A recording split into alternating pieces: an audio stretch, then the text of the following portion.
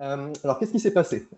Du coup, le 1er juin, il y a eu un changement drastique sur la façon de pricer les licences de Copilot. Avant, on avait un système où on dépensait 19 € par mois pour avoir environ 300 requêtes, et ça donnait lieu à un jeu amusant. J'ai un de mes collègues, par exemple, qui s'est amusé à faire une requête de développement qui a pris 2 jours à finaliser. Donc, ça a tellement plu aux ingénieurs de chez GitHub qui l'ont contacté pour dire « c'est vraiment super ce que tu as fait, mais vraiment, il va falloir que tu arrêtes, parce que c'est pas possible. C'est peut-être une requête qui a dû coûter peut-être 4 centimes dans le budget, mais qui a dû coûter au moins presque une centaine d'euros côté Copilot. Donc, vraiment pas possible. Donc, à un moment, ils en ont eu marre. Ils se sont dit il faut quand même qu'on ait un peu d'argent. Ils sont passés à un système du coup de crédit, le même qu'a montré Marjorie du coup sur Cowork. Le principe est simple, hein, il y a les prix des tokens. On va juste dire qu'un crédit, c'est l'équivalent de quelques centimes. Et après, du coup, les gens vont payer pour ça. Donc, un changement vraiment radical. Ce qui fait que maintenant, tous les développements qui consistaient à dire je vais faire les plus grandes requêtes qui utilisent le maximum la requête avec les plus gros modèles, avec le plus gros thinking mode, bah, tout ça, du coup, ça a disparu et les collègues ont été vraiment en panique, hein, comme disait Antonio dans les commentaires. Le problème ici, c'est qu'au niveau des logiciels, on est habitué à avoir un système logarithmique, c'est-à-dire qu'on développe le logiciel, ça coûte de l'argent, mais ensuite, l'usage ne coûte pas très cher. Mettre un utilisateur sur un Atlassian, un Confluence ne coûte pas trop cher. Je dis bien pour Atlassian ou pour Confluence. Hein, et après, l'utilisateur doit payer. Mais pour les agents, c'est complètement différent. Ici, c'est plus on en consomme, bah, plus ça coûte. C'est complètement linéaire. Il y a par exemple le cas là aussi que je partage comme news, celui d'Uber, où ils ont du coup prévisionné un budget pour 2026 et ils ont du coup tout consommé en l'espace d'un trimestre. Ils ont été vraiment surpris par les dépenses que faisaient les gens là-dessus. Nous, on le voit à Decathlon, on a eu du coup une augmentation de x2 sur les dépenses de copilote, du coup, suite à ce changement. Donc, c'est vraiment pas neutre en termes de facturation.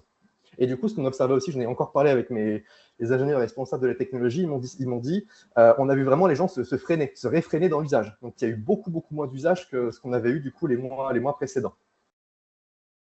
J'ai trouvé un super index, du coup, dans un podcast, donc je suis content de le partager ici. Ça s'appelle le Ramp AI Index. C'est un blogueur qui, du coup, fait des interviews dans des entreprises américaines et qui rapporte la dépense moyenne par employé dans ces entreprises.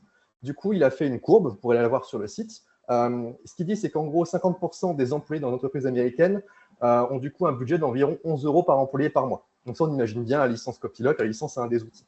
Le top 10% dépense environ 611 € par employé par mois. Et du coup, le top 1%, 7 449 € par employé par mois. Donc là, ça commence à être une sacrée somme. Il y a même des fois des gens, vous avez peut-être vu du coup le fameux créateur d'OpenClaw qui a posté qu'en l'espace du coup de quelques mois, il a dépensé plus d'1 million d'euros de tokens en disant YOLO, j'y vais complètement à fond. Il a géré des milliers de pull requests, il était très content de lui, il a fait des teams d'agents en train de gérer ça. C'est super intéressant à écouter, mais ouais, il ne faut pas avoir peur du compteur au niveau du budget. Personnellement, du coup, j'ai fait des statistiques. Donc là, c'est bien, c'est le 1er juillet, donc statistiques sur un mois. Actuellement, j'en suis environ à 10 à 50 € par jour. Donc là, j'ai dû dépenser environ 350 € sur le mois de juin.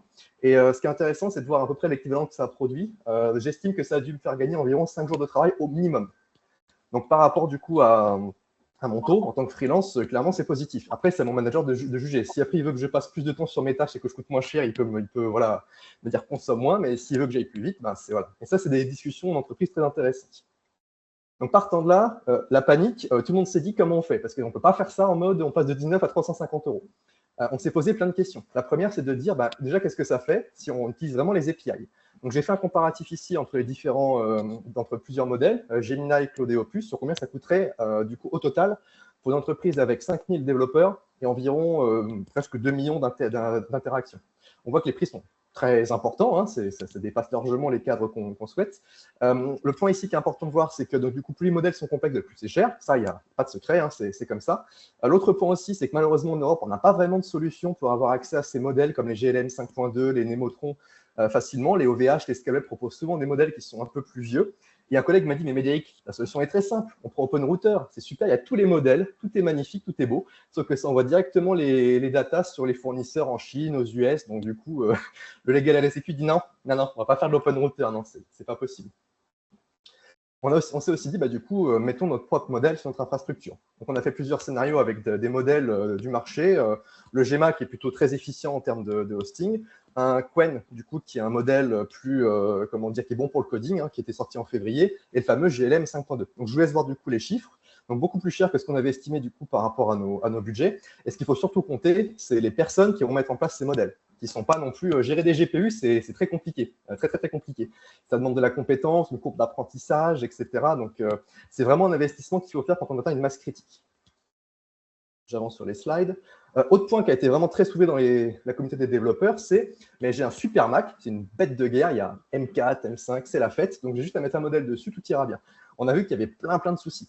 Déjà, ce n'est pas prévu pour mettre plein de contextes d'un coup. Donc, si vous avez une base de code, vous devez ingérer plusieurs fichiers. Là où ça prend 2 secondes avec un modèle type Gemini, en mode API, ça prend 1 minute, sur le Mac. Donc, pas possible à la fin de la journée. Aussi, ça chauffe. Moi, je l'ai fait sur mon PC. Quand il fait chaud, c'est la canicule. Vous ne vous sentez pas bien. La batterie, ça fait comme ça, tout de suite. Donc, à la fin, il y a beaucoup de collègues qui m'ont dit écoutez, je vais remplacer mon vieux Mac par un qui a plus de RAM. Et vous savez peut-être la situation par rapport à la RAM. On ne va pas pouvoir équiper tout le monde avec des Macs avec 128 Go de RAM. Donc là, ce n'est pas bon non plus. Et en plus, ça ne génère pas beaucoup de tokens. Donc en gros, concrètement, j'ai encore demandé ce matin, les collègues me disent ça marche bien, mais il faut faire de tout petits modèles et en gros faire Hello World. Pour coder, ce n'est pas possible. J'en viens du coup à mes conclusions avant de laisser la main à Vincent et à Alex. Ce qu'on a mis en place concrètement, c'est qu'on dit toujours, si vous faites des tests, utilisez encore les API, c'est moins cher. Vous ne payez qu'à l'usage. Et on recommande aussi de faire attention à l'usage. Typiquement, utiliser d'abord des skills. C'est très efficient en termes de tokens par rapport à la valeur que ça apporte. Les CLI aussi, beaucoup plus économes. Et en dernière cours, les MCP. Les MCP, ils peuvent des fois consommer 100 000 tokens pour faire Hello World. Donc ça, c'est ce qu'on partage aux développeurs. Le choix des modèles, bien sûr. Attention au Cloud Opus, un peu comme un consultant. Pas besoin d'avoir le super consultant rockstar qui travaille surtout sur des petites tâches du quotidien. Il faut balancer les modèles. Les abonnements, très attention. Ce qui est arrivé du coup à Copilot risque d'arriver à d'autres systèmes. Donc, soit vous avez un super contrat hyper blindé pour dire je m'engage et je signe avec mon sang sur un contrat pour dire je vais avoir des tokens tranquillement, ou alors vous savez que ça va. Voilà, c'est un peu comme dit avec le diable, on ne sait pas comment on va ressortir après. On commence du coup à mettre en place des modèles en self-hosting. Alors, c'est une courbe d'apprentissage. On le fait pour des cas très matures et on commence par des modèles qui sont assez faciles à mettre en œuvre. Typiquement, les GLM 5.2, il faut déjà appeler Google pour avoir des GPU. En Europe, c'est très compliqué. Donc voilà, ce n'est pas des choses qui s'improvisent.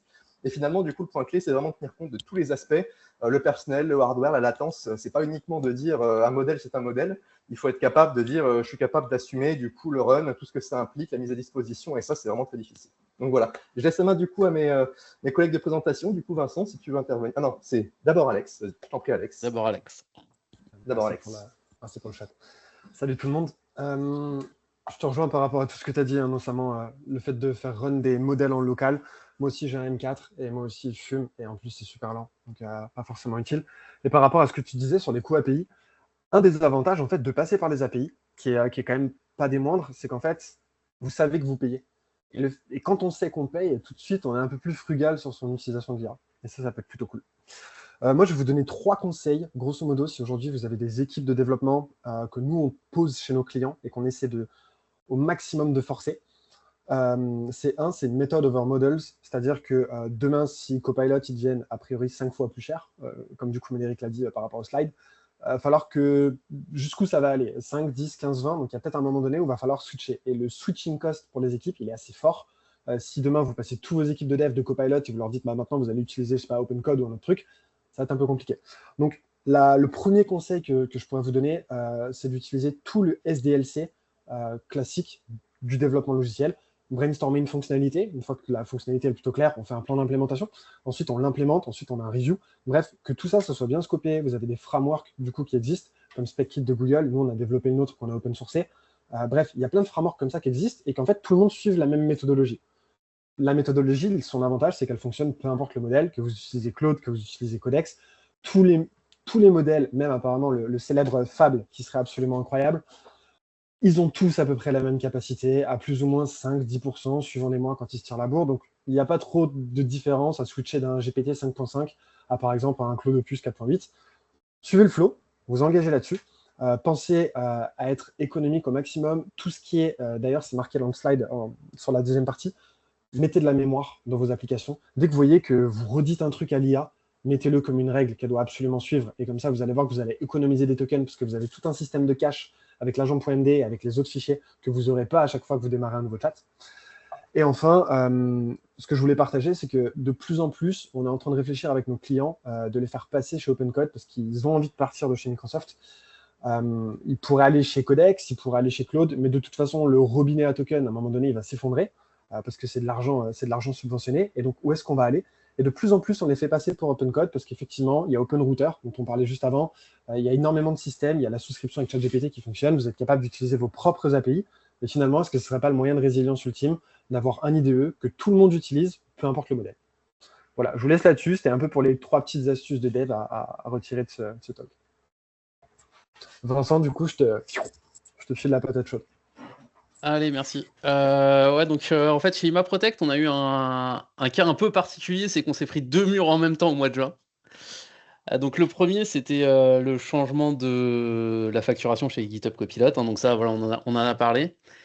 On a des prestataires, hein, comme dans beaucoup de sociétés, et en fait, ils venaient aussi avec leurs abonnements payés par leur boîte sur l'IA, etc. Donc, au début, on s'est dit, OK, c'est pas si grave que ça, on va pouvoir quand même s'en servir. Et là, il y a le deuxième mur qui est arrivé, la sécurité qui est venue dire, bah non, on bloque tout en fait. On bloque tout. Ils ont même bloqué Copilot pendant 2 jours. Hein. Ils ont dit, on bloque toutes les IA. Et en fait, le fait d'avoir eu les deux en même temps, ça nous a bien démotivés. Ça a mis un gros coup à la productivité. Donc, on est revenu après sur les quotas. On a regardé ce qu'on pouvait faire avec Copilot. On a débloqué les accès avec la sécurité, mais du coup, on a atteint nos quotas Copilot initiaux en 2 jours, quoi. Donc, c'était pas du tout utilisable. Et malheureusement, on n'avait plus d'alternative, donc la productivité s'est clairement effondrée à ce moment-là. Voilà. Est-ce que Médéric, tu peux passer à l'autre slide? Voilà, donc en recherchant les options, en parlant avec justement les gens qui étaient responsables au niveau du groupe, il y a d'autres alternatives qui sont en train d'explorer, donc notamment passer par les LLM Gateway type Argy, qui permettent de mettre un certain nombre de données en cache, notamment par exemple de faire du RAG sur toute la documentation technique de la société. Donc ça permet d'accélérer un peu le développement et également donc d'augmenter les quotas copilotes. Mais pour l'instant, on n'a pas vraiment le choix parce que en termes d'outils complètement intégrés dans notre écosystème qui est en .NET, Copilot, ça reste quand même un gros plus, quoi. On va être honnête. Alors, on a des outils, mais le fait de pouvoir déployer des agents sur GitHub, les faire bosser dans leur coin et revenir le lendemain en leur disant bon, c'est bon, t'as fini, donne-moi ta pull request. Tout ça étant intégré avec nos outils de développement, c'est quand même un gros avantage. Donc, on reste pour l'instant sur Copilot, mais effectivement, on explore aussi d'autres possibilités, comme on disait avant. Hein, c'est-à-dire qu'il ne faut pas rester bloqué sur une seule chose, parce que effectivement, si les coûts ils augmentent de 10, 15, 20, 50% ou même 200%, après, on va être complètement coincé. Donc pour l'instant, on continue d'utiliser Copilot. On utilise aussi Argy, sachant que c'est pas le même level, ça ne sert pas exactement la même chose. Mais voilà. Donc ça, c'était le petit rétexte pour IMA Protect, qui a été un mois de juin difficile. Merci à tous les trois. On avait une petite question, je ne sais pas si tu peux y répondre là pour toi justement. Pourquoi la sécurité a bloqué les IA chez IMA? Eh ben parce que il n'y a pas de maîtrise des données justement. Et donc le même problème un peu qu'OpenRouter, c'est-à-dire que des gens qui utilisent Claude, ChatGPT, etc., on n'a pas d'accord avec eux pour la confidentialité de nos données. Et bah, ça pose un problème. Ok. Si des gens ont des questions, levez la main, mettez-les dans le chat, on le fait. Je me permets juste très rapidement par rapport à ce que tu disais, le LLM Gateway, pour expliquer aux gens qui ne le savent pas, c'est que c'est un peu comme les API Gateway avant. Encore une fois, on réutilise des choses d'avant. C'est en fait juste une couche de sécurité. Au lieu d'accéder directement au modèle, vous allez mettre une couche qui va dire est-ce que je suis une personne qui est bien identifiée, est-ce que j'ai le bon compta, est-ce que j'ai le droit d'accéder au modèle, etc. Ou même d'autres choses des fois. Juste une couche qui fait un peu passe-plat, mais qui vérifie certaines choses et on peut faire pas mal de choses par rapport à ça. Médéric, tu avais une question ou tu voulais continuer? Oui, non, j'avais une question, c'était pour Alex du coup, parce qu'on a eu du coup aussi un gros push Decathlon pour utiliser des techniques comme SpecKit Celle qu'on a choisie, du coup, s'appelle BEMAD. C'est un système, du coup, on va poser une question, enfin, un besoin, et du coup, l'IA va faire des appels à plusieurs agents pour aller écrire des specs et des specs et des specs. Mais c'est vrai que le timing était très mauvais parce que, du coup, on a commencé, du coup, à venir avec ces outils qui génèrent des tartines de documents. Et quand on n'a plus de tokens, c'est pas forcément adapté. Et je voulais savoir, du coup, si toi, Alex, il y a des techniques que tu as fait pour optimiser davantage, pour être plus frugal, on va dire, parce que je pense que ça peut avoir un gros intérêt d'être plus frugal que les techniques qu'on faisait à l'époque du token maxing, du coup. Merci beaucoup pour l'utilisation du terme, c'est très apprécié. Ouais, en gros, nous, on n'utilise pas BEMAD, on n'utilise pas SpecKit, et on a choisi de développer notre propre framework avant les leurs, parce qu'on n'a pas la même popularité et qu'on a décidé de l'open sourcer beaucoup trop tard. Mais si on avait pu, je pense qu'on aurait recréé aussi un framework par rapport à ça. En gros, ça génère trop de trucs. BIMAD, c'est encore pire que SpecKit, et avec tout le système de fondation de SpecKit, etc., genre, c'est pas possible. Et en fait, comme il n'y a pas une espèce de routing non plus quand tu fais une requête avec ton agent.md, bah en fait, tu démarres un nouveau chat, et puis en plus, il se dit, OK, je vais aller voir dans tel fichier, je vais aller voir dans tel truc, ça je cherche, ça je change pas. En fait, c'est pas ça qu'on veut.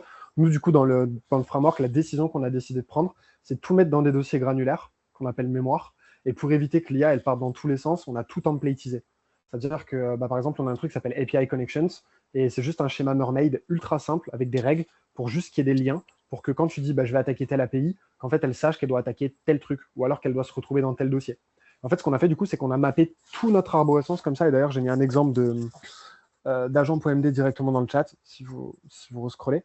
Et ça, c'est le premier truc qu'on fait. Et ensuite, le second truc qui prend pas mal de temps, c'est qu'il y a une différence de pricing, d'argent, une différence de pricing entre l'input et l'output. C'est comme ça sur tous les modèles. L'input, généralement, coûte beaucoup moins cher que l'output. Et donc, dans la mesure du possible, vous voulez diminuer votre output. C'est pour ça que, du coup, on parlait des styles comme Caveman, etc., qui permettent justement de faire ça. Il y a aussi Rust Token Killer, du coup, qui a été fait par un Français, qui permet, du coup, de diminuer les outputs. Il y a plein de petites astuces, comme le fait de dispatcher un maximum de trucs dans des sub-agents pour, du coup, éviter de polluer la fenêtre de contexte principale parce qu'on perd le cache. Bref, si on peut récupérer deux choses de ça, c'est être super frugal sur la génération de la mémoire. On a une commande dans le framework qui s'appelle learn, qui extrait juste les bonnes données de la conversation. Et les bonnes données, généralement, c'est 3-4 bullet points hyper précis. Il n'y a pas besoin de fichiers absolument énormes. Ça, c'est le premier point. Et ensuite, ouais, essayer de suivre un espèce de flow d'AI-driven development, et je pense que c'est plutôt good.